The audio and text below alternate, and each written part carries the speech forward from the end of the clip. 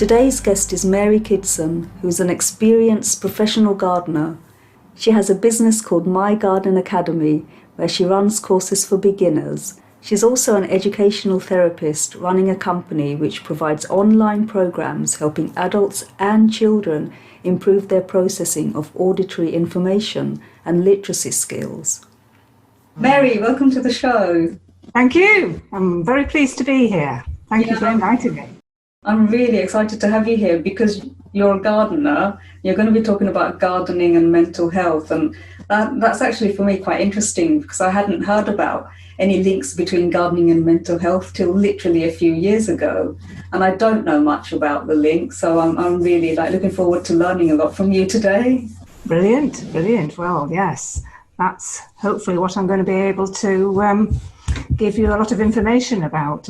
Gardening is just absolutely amazing how it helps your mental health. I mean, you don't have to have a mental illness or be particularly feeling a bit, quite poorly, but, it just keeps you happy. Just having a lovely garden to go out into and just taking in all the sounds or the scents and the smells, and it just lifts you up, and it's almost immediate, particularly if you have a lovely garden that you can go out into. And it's just amazing. Yeah, and I can imagine it can be for some people, the garden can be like another room, and it's a room with a totally different atmosphere because it's just full of nature. Yes, exactly. It is another room. And we found that a lot of people have found that in the last year, how important their gardens have become to them. It's been a space that they've been to go out into safely. Yeah. And it's been another room, during all the lockdowns that we've had, particularly during the spring and the summer last year. Gardens were essential to many, many people's mental health. Mm. And so many people said, it's my garden that kept me sane. Just being able to get out there and sit out in the sunshine with a cup of tea, not even actually doing any gardening. But those who also did a lot of gardening, and a lot of people started growing their own food last year. Yeah. And, that provides another dimension to how it affects your health, because you've got that, you've got that satisfaction of sowing a seed, watching it grow, and then producing fruit and the vegetables. Yeah. And then once you eat those and you've harvested them, you've got that amazing, I've done that. Yeah. And it just increases your confidence, increases your self-esteem, and especially for children, it's so important to children. And they can be fascinated to think, this little seed in my hand is going to grow into a pea. Yeah. That I'm going to eat. Yeah. Or it's going to be a potato, or it's going to be a bean, and I'm going to be eating that in a few weeks' time. And that's quite a concept that you can't necessarily grasp to start with unless you've actually experienced it. That something so small can produce so many vegetables, and also with flowers. A lot of flower seeds are very, very fine. And you think, gosh, how on earth can such a small thing produce such a large, colourful plant? And think of sunflowers. The sunflower seed is, half an inch long, and you can end up with 10-foot tall sunflower by the end of this season. Yeah. It's amazing. Yeah, and it is. It's a learning thing for children. It is a learning thing for children. Yes, definitely.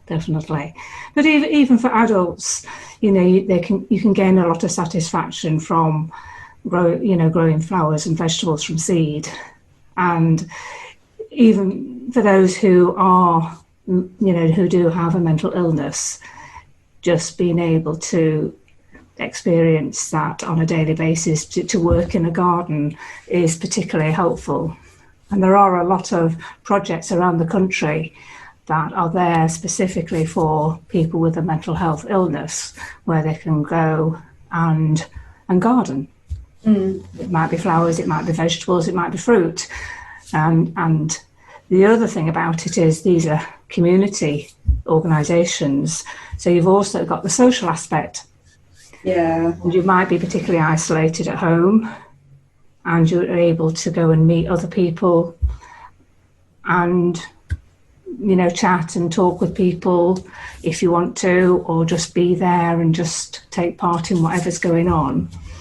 And I think last year when we couldn't get out and meet people, people found that their gardens was somewhere where they could go and just forget about what was going on in the world around them.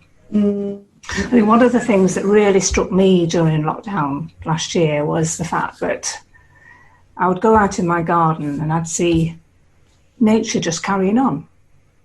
Yeah, that's true. The world around us appeared to be, you know, collapsing, and yet you went outside and it was like, well, it hasn't affected the bees, it hasn't affected the insects, it hasn't affected, the plants are still growing. Yeah.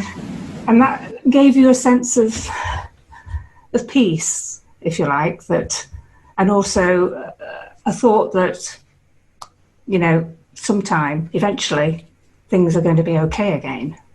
So it gave you a sense of hope. But it certainly did for me, and I know a lot of other people felt in the same way. Yeah, yeah. Very helpful. And then when you're talking about mental health and you're talking about the social aspect, then you've got some people whose mental health means that they, you know, they have social anxiety, for example, or things like that, when they don't want to go to a community garden. And do you find that just gardening at home helps them as well, have you found in the research?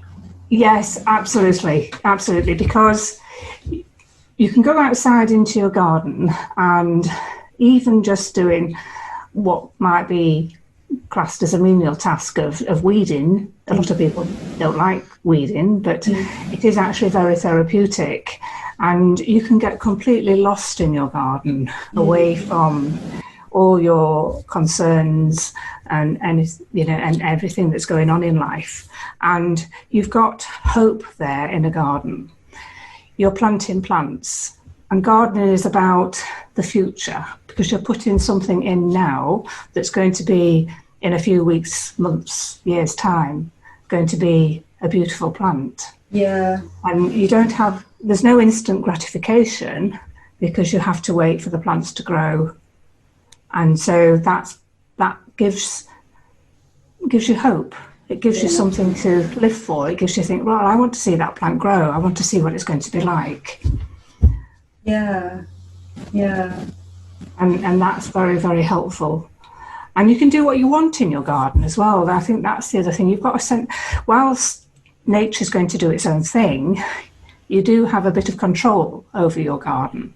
And I think for some people who, with a mental health illness, having a bit of control in their life is absolutely essential, because sometimes they've felt as though things are completely out of their control. But in a garden, you know, you can grow something in a straight line if that's what you want, or you can plant everything that's in one colour if that's what you want. And so you've got something there that it's concrete, you can do it. Yeah. And I was also thinking that sometimes people with a mental health illness, or even physical health illness as well, that they can be maybe dependent on people. Some of these mental illnesses can make a person dependent. Whereas with gardening, it's like if you sow a seed and you've got this little plant that you're looking after, it's dependent on you. And absolutely. You know, your responsibility for it. Yeah, you've got to make sure that it's got enough water to grow. Yeah. To make sure that, you know, slugs and snails aren't going to come along and eat it.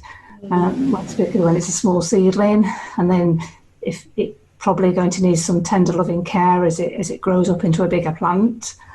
And if it's a vegetable, then you need to make sure that you're harvesting the vegetable regularly. Yeah. And so yes, there is very much a sense of, this is a living thing that needs me.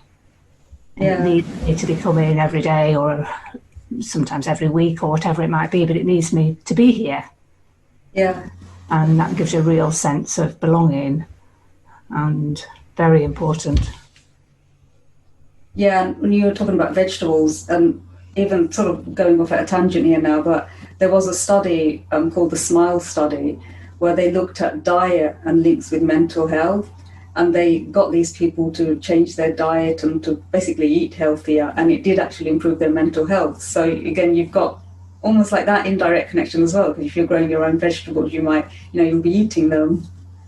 Yes, absolutely. Because you're also making sure that you're not putting a lot of chemicals on, because a lot of food that you buy in the supermarkets might have a lot of chemicals that have been used while they've been growing.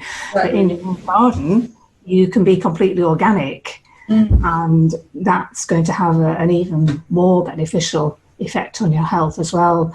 Yes, nutrition, I mean, it's so important in life in general, and also in a lot of mental health illnesses, isn't it? Very important.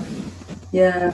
And also, I think it's also the case that you can pick it. Obviously, if you're growing your own veg, you pick it straight off the garden and you can eat it straight away or cook it straight away. Whereas in supermarkets, I'm not really sure how long they've been around before you even buy them.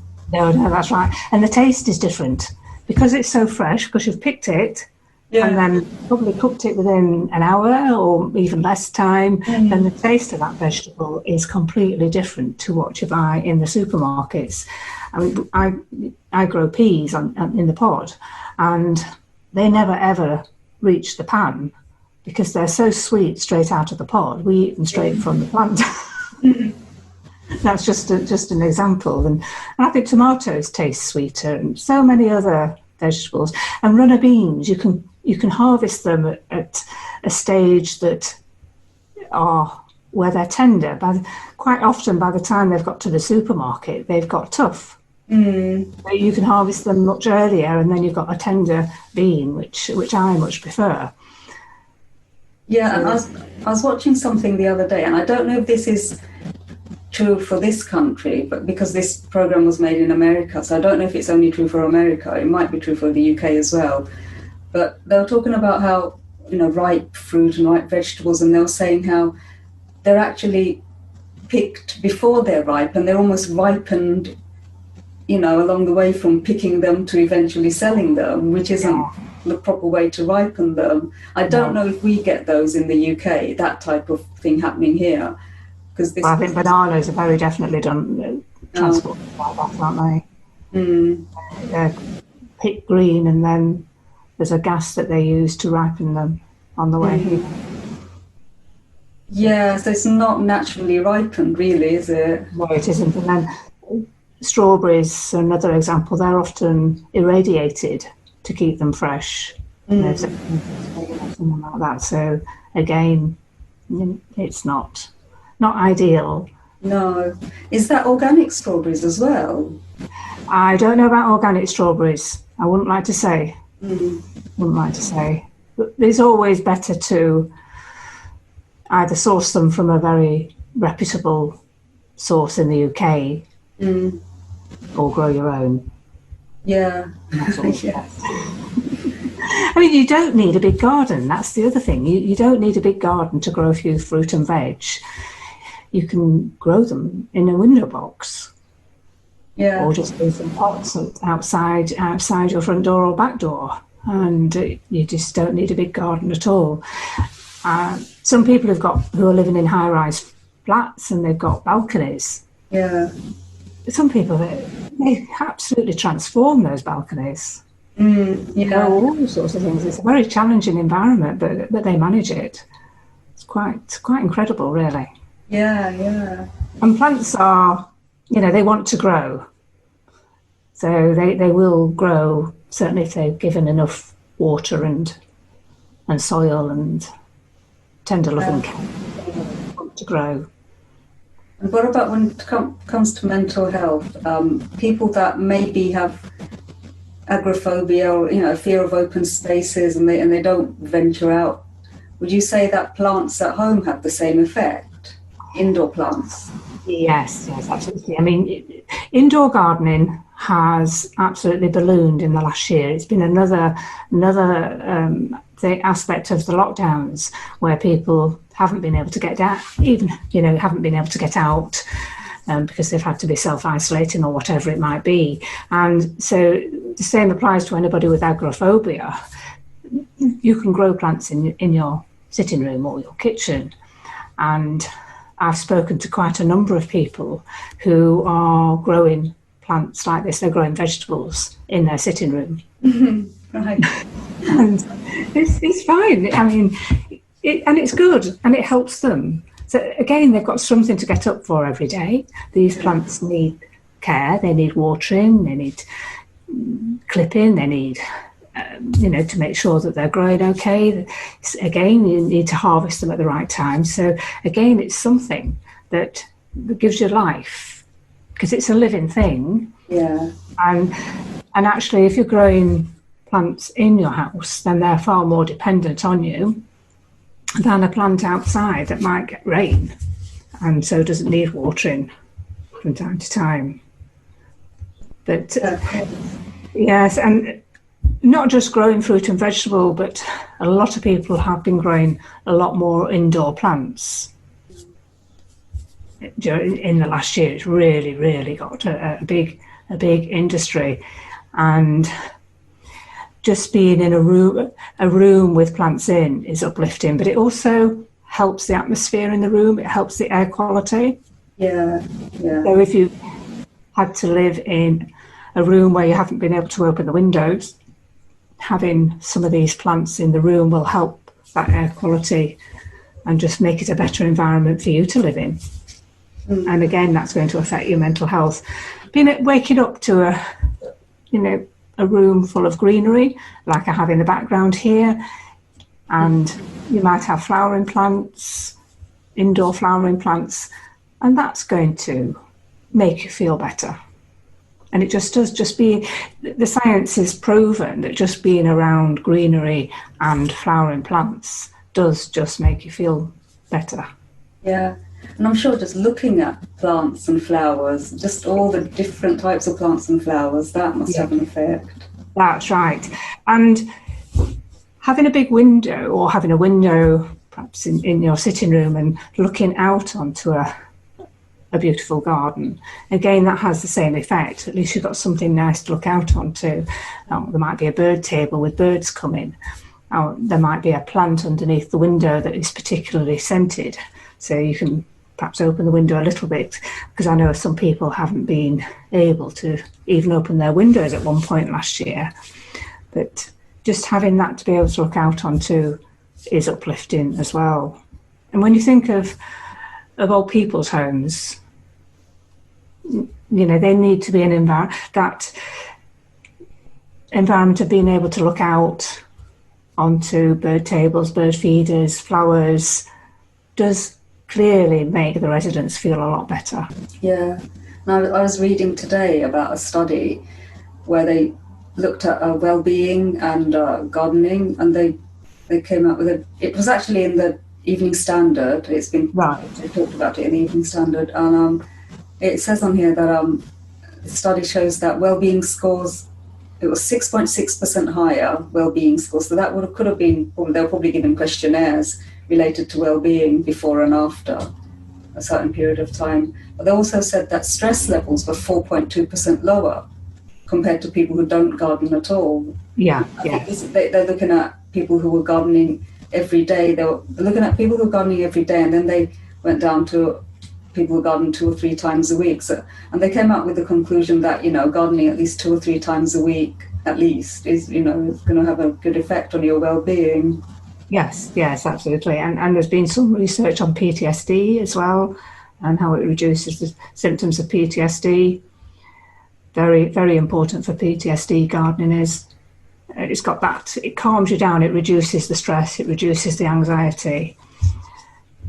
And that's been very well proven.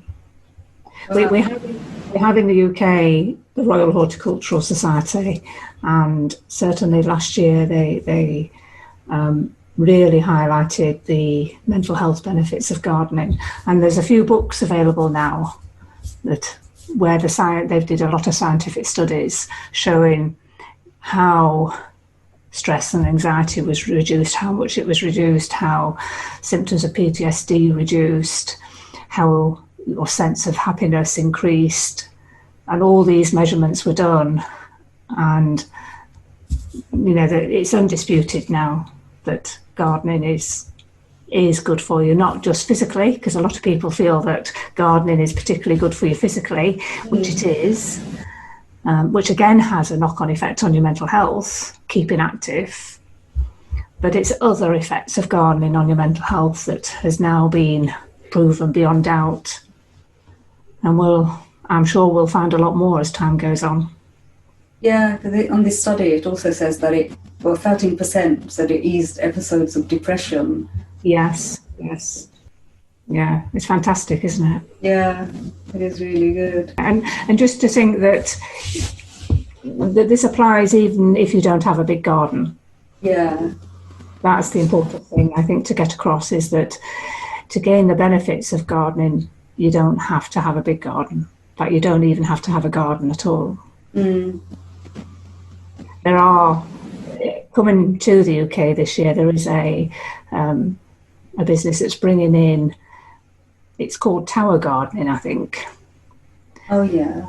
And it's basically a tower, and you can grow all sorts of plants in it, and it's all done with hydroponics, so you don't need any soil. So you can have one of these on your patio. It'd be very, very useful for anybody who's renting a property and can't do much gardening there. Take this with you. You can have it inside your house as well and grow plants in it. So you don't actually need to have a garden. That's the really good thing. It can be accessible to all. And like you said, if you can't even have that, there's community gardens as well. Yes. And I think one of the great things about gardens and gardeners is that they do tend to be very generous. Yeah. It's just the fact that plants are growing all the time and you're producing vegetables, you are at some stage going to get an excess. Yeah. Whether that's vegetables, fruit or plants. And your natural reaction is to want to give those away. And so that gives you positive vibes on your mental health. That makes you feel better.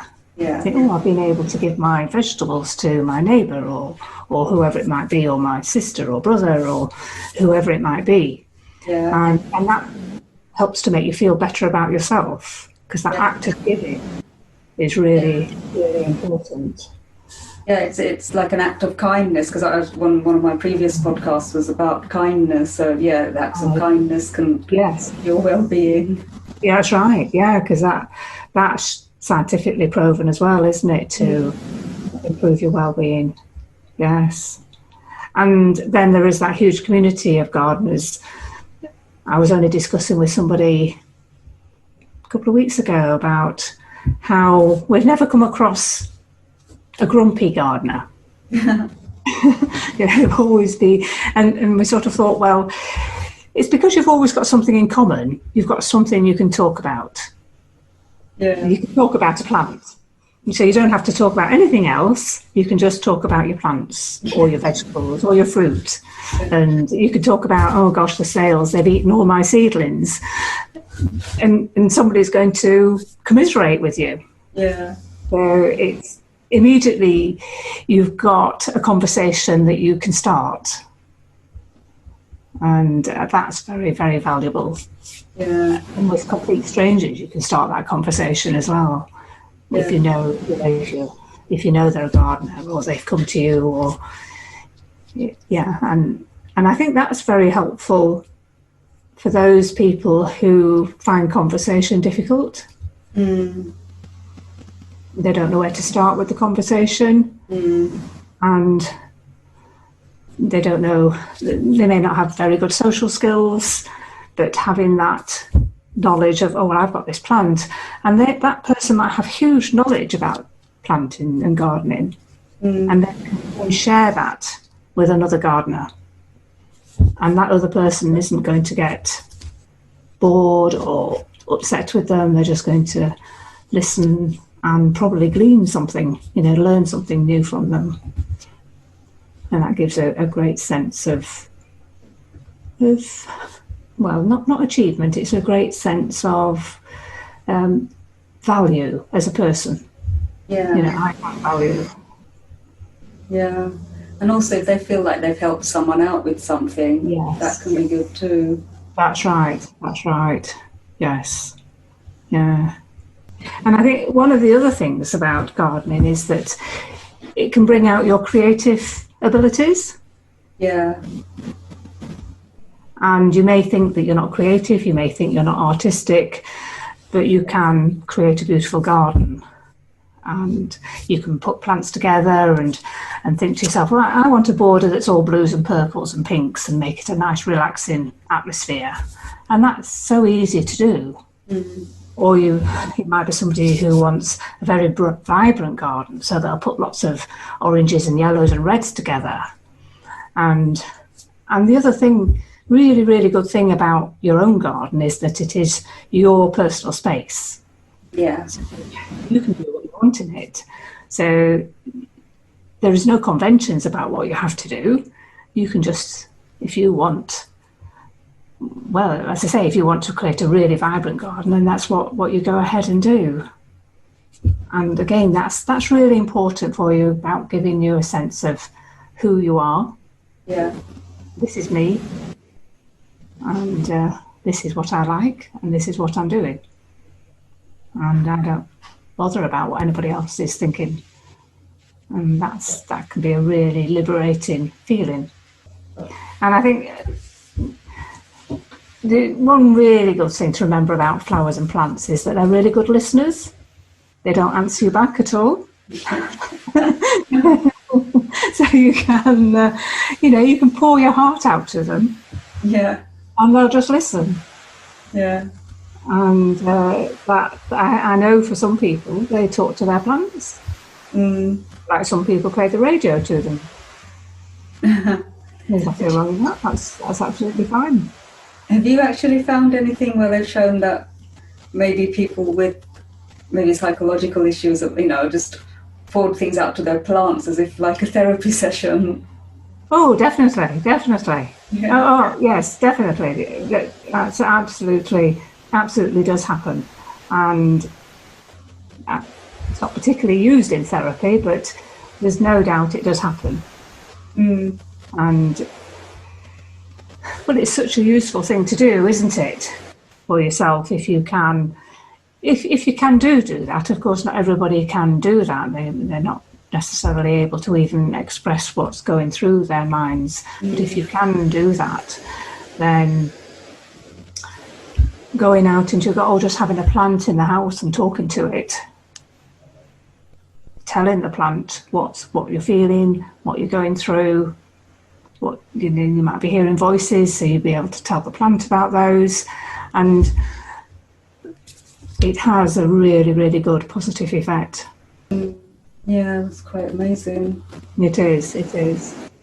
But of course, and then if it's a plant in your house, there's no embarrassment about thinking about, well, other people are watching me doing this and probably thinking, what are you doing? But if it's a plant in your house, then nobody's there to watch, are they? And you can sit and talk to your plant and tell the plant whatever you want. Mm. And it may be that you'll be able to tell the plant something that you can't tell anybody else or anything else. And that can be so helpful to you. Yeah, I suppose some people might do that. Like some people would have had a pet or something that they talk to. And if people don't have pets. Yes, it's very similar to having a pet that you would talk to. And it's exactly the same as with a plant. I mean, the plant isn't going to give you the love back that a pet does, other than the plant might grow and flower for you. Mm. But no, it's not going to come up and give you a lick on the nose if it's a dog, or come and sit and purr on your lap, like a cat does. Yeah. And I think plants help to make a house a home as well. Yeah, definitely. I think your house looks more homely if it's got plants in. Yeah. I mean, I've noticed, during lockdown with everyone being on Zoom and on the TV, all these people coming on Zoom because they can't get to the studio. And they either have a background with like bookshelves with books, or it's a plant or flowers. Yes, yeah, that's right. It is, isn't it? That's right. Yeah. And they do say that, I don't know particularly about your house, but your front garden or what's at your front door will say a lot about you as a person. And so having some lovely plants, maybe some lovely scented plants at your front door, it creates a vision, and it creates an idea of who you are and what you are, and it just creates another atmosphere. Yeah. You know, a well-cared garden is so beautiful.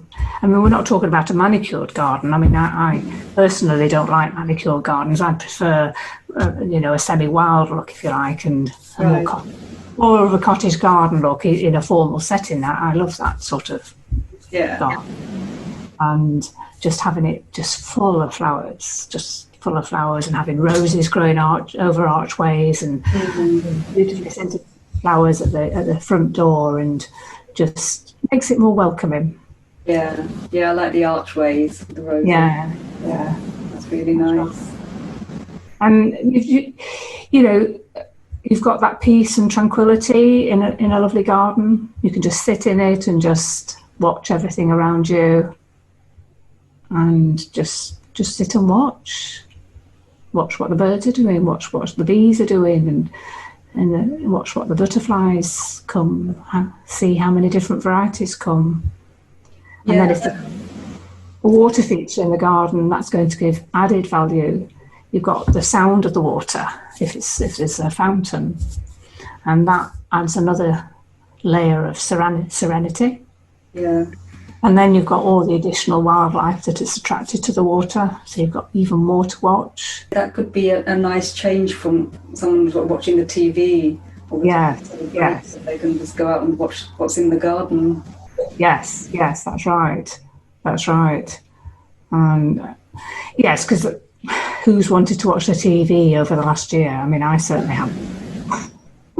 It's the last thing I've wanted to do. And I spent hours and hours outside in my garden last year, because it was the best place to be. Yeah.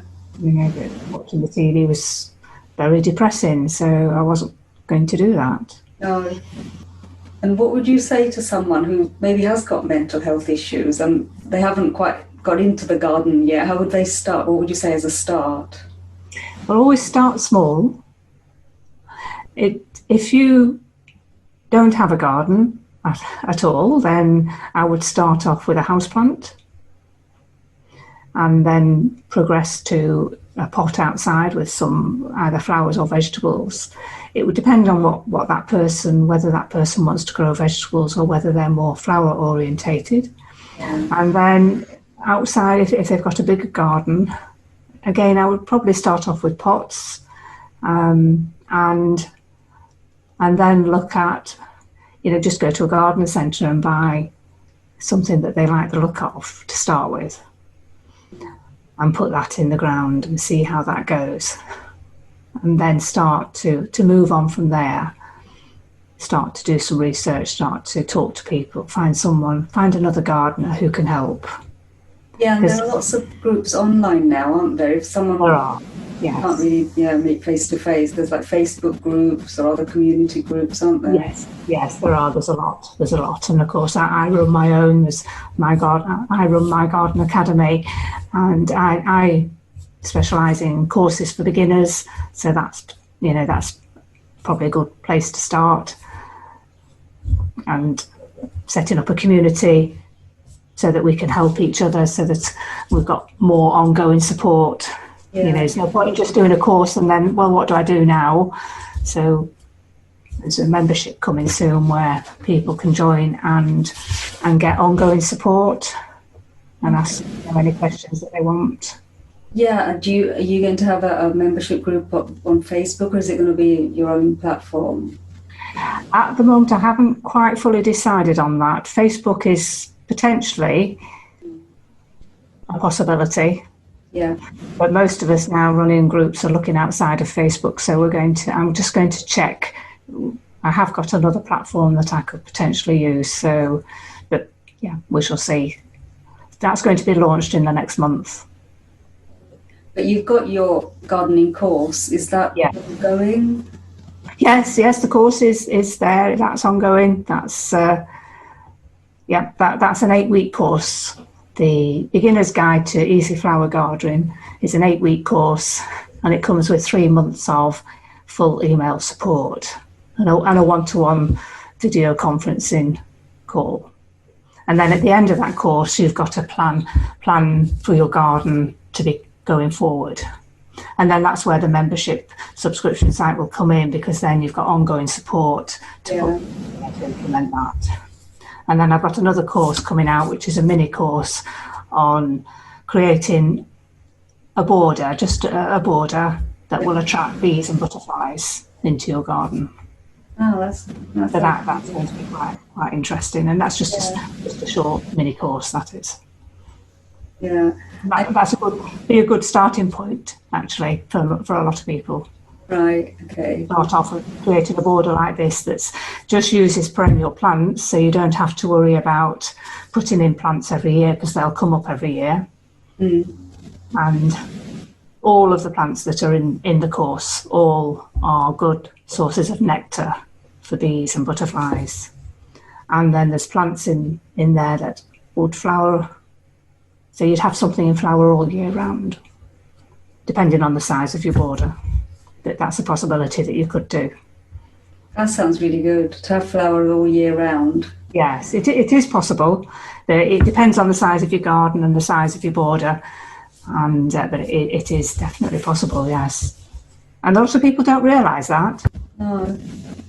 You kind of think that, in the winter months, probably not going to get any flowers, just have the green grass and not much. Yeah, that's right, and bare stems, but actually there's always something all year round actually here. Yeah, definitely all year round. That's a really interesting one. I might actually sign up for that one, that mini course of yours.